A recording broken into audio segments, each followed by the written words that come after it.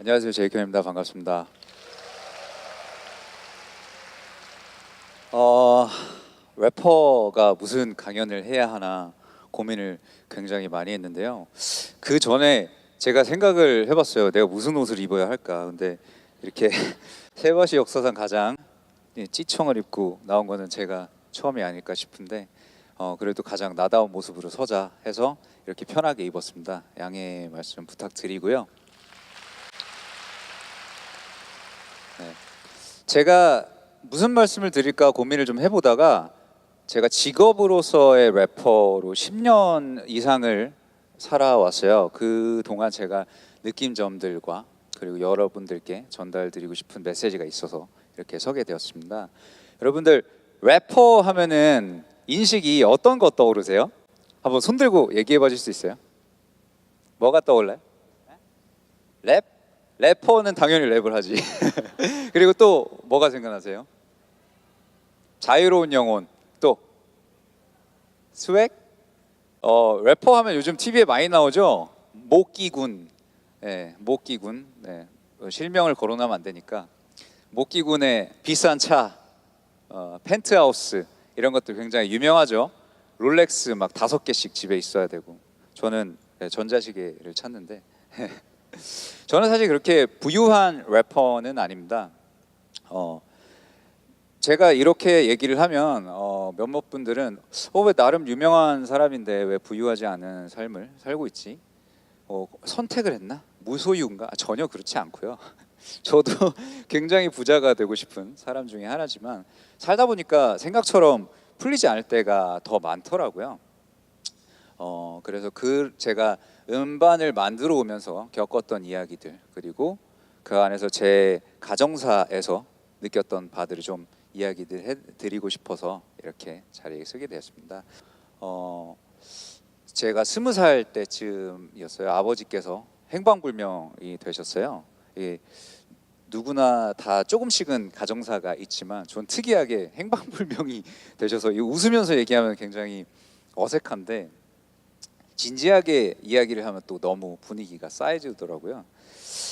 금전적인 문제로 아버지께서 행방불명이 되셔서 아직도 찾지 못하고 계세요. 그리고 27살 때쯤에는 어머니께서 돌아가셨어요. 불행히도 스스로 선택을 하셨고요. 그렇게 살면서 사실은 가정도 그렇게 부유하거나 그렇게 살지는 않았어요. 그랬기 때문에 아르바이트를 굉장히 많이 했었어야 했고요. 27살 어머니가 돌아가셨을 27살 때쯤에는 저 친구들도 이제 다 같이 저와 같이 음악을 시작했던 지금은 유명한 뭐 디플로우라든지 뭐 쌈디라든지 이런 친구들이 같은 세대로 음악을 시작을 했을 때였었어요. 근데 그때 당시에 제 별명이 뭐였는지 아세요? 제 별명은 알바몬이었어요. 아르바이트를 너무 많이 해서 어쩔 수가 없더라고요. 래퍼면은 멋이 있어야 되는데 멋있는 옷 막 이런 이런 거 알바해서 저도 열심히 돈 벌어서 사는 거예요. 돈이 많아서 사는 게 아니라 멋있어 보이고 싶으니까 아르바이트를 해서 새 신발도 사고 그리고 음악을 만들려면 생각보다 돈이 굉장히 많이 들어요. 여러분들이 아실지 모르겠지만 한 곡의 곡을 싱글을 발표를 하는데 어느 정도가 들 거라고 생각하세요? 네. 최소한 아무리 안 들어도 단 한 곡의 곡을 발매를 하려면 최소한 200만 원에서 300만 원 정도의 돈이 필요해요. 그것도 굉장히 낮은 가격으로요. 원래는 더 많이 드는데 그래서 아르바이트를 할 수밖에 없었던 그런 시절이었어요. 아르바이트를 하면서 에피소드가 하나 있는데 제가 굉장히 많은 알바를 했었거든요. 닭갈비집에서 불판도 닦아보고 PC방에서 또 아르바이트도 해보고 공장에서 일도 해보고 인형탈 아르바이트를 한 적이 있어요. 저는 되게 재밌겠다라고 느껴서 했는데 현실은 전혀 그렇지 않더라고요. 저는 그때 무슨 인형탈을 썼냐면 스펀지밥 인형탈을 썼어요. 스펀지밥 인형탈 노랑 타이즈 입고 불행히도 바지는 타이즈를 주더라고요. 보통 이렇게 부직포로 된 걸 줄 알았는데 살이 살짝 비쳐서 좀 창피했던 그런 기억이 있어요. 스펀지밥으로 의무를 다 하고 있을 때 제가 이렇게 아르바이트라는 행사장에 유명한 래퍼분들이 친구들하고 이렇게 놀러 온 날이 있었어요. 놀러 와서 야 우리 저 스펀지밥하고 사진 찍자 와 하고 이제 몰려오는 거야. 나도 래퍼인데 그 순간만큼은 스펀지밥이니까 이제 맞아줬죠. 반갑게. 보통 이제 아이들하고 사진을 찍어주기 때문에 되게 귀여운 포즈를 취한단 말이에요. 막 이렇게 와 막 이런 포즈 취하는데 그 안에 있으면 내가 아닌 게 돼요. 내가 진짜 스펀지밥처럼 느껴지고 막 그렇게 되는데 그때 장난기가 발동해서 포즈를 하나 둘 셋 이런 포즈를 이렇게 스웩 있게 포즈를 취해줬더니 흠칫 놀라면서 이렇게 안에 누가 있는지 계속 확인하려고 하더라고요. 나도 래퍼인데 이제 거절을 하고 겨우겨우 돌려보냈던 그런 우픈 사연도 있고요. 그리고 공장에서 아르바이트를 할 때는 지방으로 내려갔었어야 했어요. 그래서 제가 월요일부터 일을 한다 치면 일요일 날 미리 내려가야 하잖아요. 그래서 미리 내려갔었는데 생각을 해보니까 잠을 어디서 자지?를 생각을 안 하고 내려간 거야. 그래서 제 주머니에는 5천 원밖에 없고 어떡하지? 하다가 어쩔 수가 없이 출근은 해야 되니까 그 공장 바로 앞에 길에서 신문지를 깔고 어쩔 수 없이 밤을 지샜던 그런 기억도 있어요. 굉장히 궁상맞은 일이죠.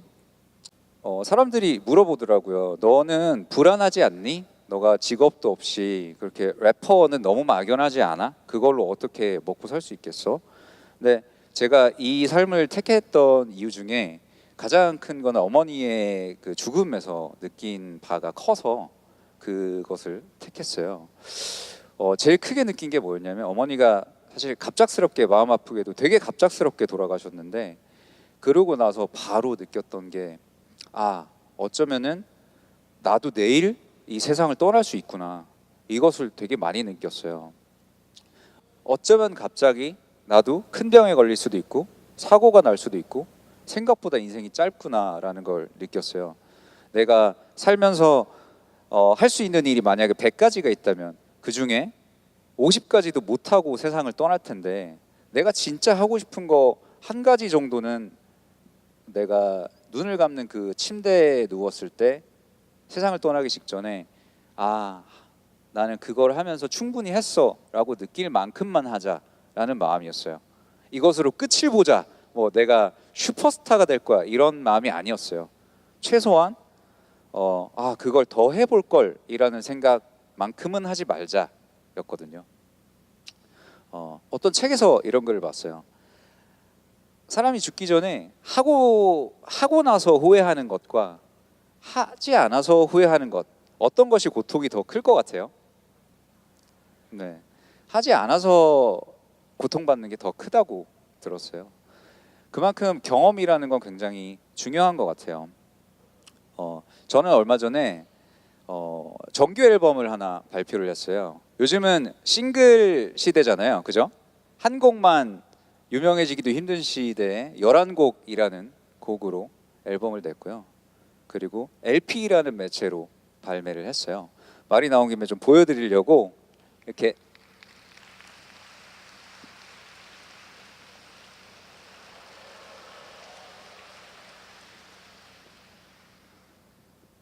예쁘죠? 네, 소비자가 33,000원이고요. 네, 사실 요즘 많이 사용하는 매체는 아니에요. 근데 이거를 해야만 하는 이유가 저는 뭐였을까요? 진짜 단순했어요. 이걸 안 하면 후회할 것 같아서. 네, 내가 죽기 전에 정말 후회할 것 같은 거예요. 주변에 만류도 굉장히 많았어요. 요즘은 CD도 안 사는데 누가 LP를 사겠어. 특히 요즘 유명한 래퍼 친구 중에 디플로우라는 친구가 있는데 그 친구가 야 이거는 너무 리스크가 크니 한 번 더 생각을 해봐라. 계속 들고 있으니까 너무 장사꾼 같네요. 네. 해봐라. 그래서 주변에 만류가 굉장히 많았는데도 이거를 했던 이유는 내가 하고 싶잖아. 하고 싶고 이거를 내가 후회할 것 같다면은 지르는 게 낫지 않을까? 요즘 뭐 지름신 이런 얘기도 많잖아요. 그래서 이 앨범으로 어떻게 됐을 것 같아요? 많이 팔았을 것 같아요? 완전 망했죠. 폭망이라고 하죠, 요즘 말로. 폭망을 했어요. 그래서 개인 빚으로 3천만 원 정도의 빚을 지게 되고, 그리고 뭐 그렇게 부유하지 않은 삶, 더 부유하지 않게 살고 있는데, 그럼에도 저는 전혀 후회를 하지 않아요. 너무나 자랑스러운 앨범이고, 그리고 저의 이야기가 굉장히 많이 녹아 있어요. 여러분들 시간 되시면 홍보하는 게 아니라 정말 꼭 한번 들어봐 주셨으면 좋겠어요. 이렇게 리스크를 안으면서 제가 이 행위를 한 이유는 정말 첫 번째로 꼭 말씀드리고 싶은 부분이에요. 사람은 다 육체가 있고 영혼이라는 게 존재하잖아요. 영혼은 눈에 보이지 않지만, 근데 그 영혼이 포만감을 느끼는 일을 했으면 좋겠다라는 생각을 했어요. 내 영혼이 포만감을 느낀다면 우리가 물질적으로 부유하지 않더라도 조금의 어떤 소확행이란 말 많이 하죠. 저는 그런 행복을 되게 많이 느꼈어요. 되게 오랜만에 이 LP라는 것을 기다리면서, LP가 한국에서는 제작이 안 돼서 체코로 보내서 받는 기간이 6개월이었어요. 그 6개월 동안 엄청 설레고 되게 오랜만에 설레고 그런 시간을 보냈었는데, 여러분들한테도 꼭 드리고 싶은 말씀이에요. 영혼의 포만감을 느끼는 일들, 그것이 아주 사소한 것일지라도 조금씩 찾아서 해보신다면 굉장히 뜻깊지 않을까 하는 생각을 해요. 우리가 아무리 소확행을 주장하며 살더라도 자본주의 사회에 살고 있어요, 그죠? 그래서 누구나 다 부자가 되고 싶은 건 사실인데, 저는 그런 생각이 들더라고요. 누구나 원하는 화려한 삶, TV에 나오는 뭐 10억 대박 뭐 장사, 뭐 대박이 난 서민갑부, 이런 것들 굉장히 많잖아요. 근데 잘 생각을 해보면 그런 것들은 정말 상위 2%? 어쩌면 0.2%일 수도 있어요. 그런 행복한 것들만 TV에서 비춰주다 보면 상대적으로 박탈감을 굉장히 많이 느끼게 될 거라고 생각을 해요. 그래서 제가 느낀 게 뭐였냐면, 이 나머지 98%의 인생의 의미는 무엇인가? 우리가 여기 앉아 있는 사람들은 사실상 나머지 98% 안에 속할 확률이 훨씬 높은데, 돈을 벌지 못하는 사람들, 그런 사람들은, 그러니까 우리는 가치가 없는 삶인가요? 가치가 없나요? 아니죠. 각자 나름의 다들 가치가 있다고 생각을 해요. 아까 제 그 강연 제목 중에 돈이 중요하지 않은 삶을 사는 법을 타이틀로 내세웠잖아요. 그런 것은 없습니다, 사실은. 전혀 없어요. 하지만 돈이 중요하지 않은 것처럼 사는 게 되게 중요한 것 같아요. 내가 어떤 일을 쫓고 내가 원하는 것을 쫓아가면서 그것을 성취하는 것에 포커스를 맞춘다면은 행복이라는 것이 내 손에 쥐어질 거라고 여러분들께 확신을 드릴 수 있어요. 요즘은 청소년들 사이에서 힙합이 굉장히 유행인 걸로 알고 있어요. 래퍼가 되게 꾸민 친구들도 많고, 그래서 청소년분들께 당부하고 싶은 말씀이 하나 있는데요. TV에서 나오는 것들, TV에서 화려하게 비춰지는 것들은 거의가 가짜예요. 거의가 꾸며진 것들이고 과장된 것들이라는 걸 절대 잊으시면 안 돼요. 래퍼들이 돈 자랑을 하고 스웩 뭐 이렇게 하는 이유는 거기에 초점을 맞추지 마시고, 걔네들이 난 이렇게 이뤄냈어, 나는 내가 너무 자랑스러워, 나의 성취를 봐줘, 이거거든요. 근데 우린 그것을 까먹어요. 그래서 우리는 그 성취에 집중을 해서 우리도 살면서 내가 원하는 것, 나한테 어울리는 옷이 뭐지? 어울리는 헤어스타일이 뭐지? 이런 자잘한 것들을 찾아서 내가 거울 안에 나를 마음에 들게 바꿔간다면 얼마나 나은 삶이 될까 하는 생각을 해봤어요. 제일 많이 듣는 질문 중에 힙합이 뭔가요? 라는 질문을 되게 많이 해요. 여러분들도 혹시 궁금하신가요? 힙합은 그냥 힙합이에요. 사실 굉장히 오그라드는 질문인데, 제가 그래서 생각한 힙합은 내 안에 이고를 발견하고 나다운 방식으로 내뿜는 것이라고 생각을 해요. 그게 뭐 패션이 됐건 스타일이 됐건 요리가 됐건 뭐 공부가 되었건 운동이 되었건 나만의 방식으로 내뿜는 게 굉장히 중요하다고 생각을 합니다. 우리는 어쩌면 98% 안에 드는 평범한 사람들일지 모르지만, 우리도 각자 우리만의 멋이 있고 각자만의 다들 드라마가 있다고 저는 확신해요. 그죠? 네, 제가 드리고 싶은 말씀은 이거예요.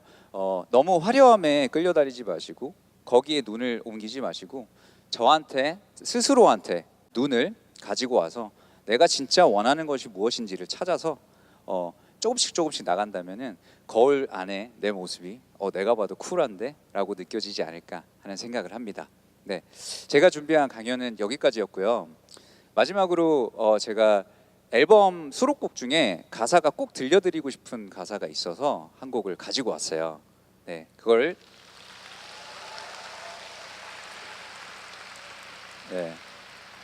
들려드리면서 물러나도록 하겠습니다. 제목은 Soon Easy라는 곡이고요. 곧 좋은 일이 생길 테니까 너무 복잡하게 생각하지 말자, 이런 내용이에요. 들려드리고 물러나겠습니다.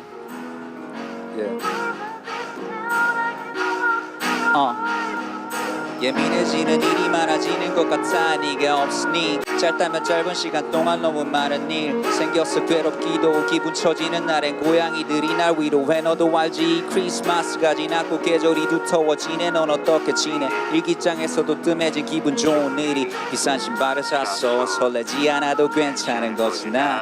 우리 같이 넘긴 달력들이 많아. 비교했었지 잘 나가는 애들과 얼마나 내가 초라해 보이는지에 대해 베개와 얘기를 나누면서 자존심을 내세우길 반복했어. 아닌 척 해봐도 나를 받아들이는 것만큼 멋진 일이 없더라고.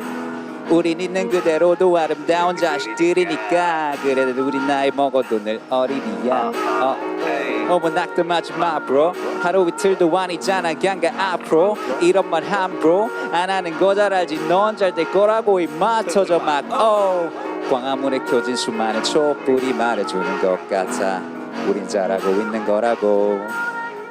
이 맘을 끄지 말라고. Soon easy. 손 들어주세요. 좋은 일이 생길 거야 우리. Soon easy. 기다린 만큼 너는 빛날 거야. 뭐라고요? Soon easy. 한 번 더. Soon easy. Soon easy. 좋은 일이 곧 생길 거라고. 좋은 일이 곧. 감사합니다.